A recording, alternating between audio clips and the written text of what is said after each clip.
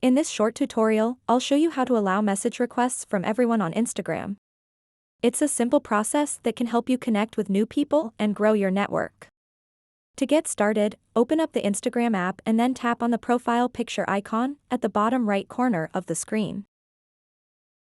After that, tap on these three lines at the top right corner of the screen. And then tap Settings and Privacy. Once you are on this page, scroll down until you see an option called Messages and Story Replies. Tap on it. And then tap Message Controls. Now you'll see an option called Others on Instagram. Tap on it. As you can see, right now, it is set to Don't Receive Requests, which means you won't receive any message requests.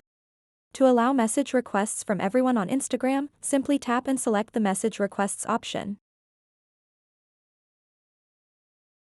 Now you have opened up your Instagram inbox to receive messages from everyone, allowing for more opportunities to engage with new people and grow your online presence.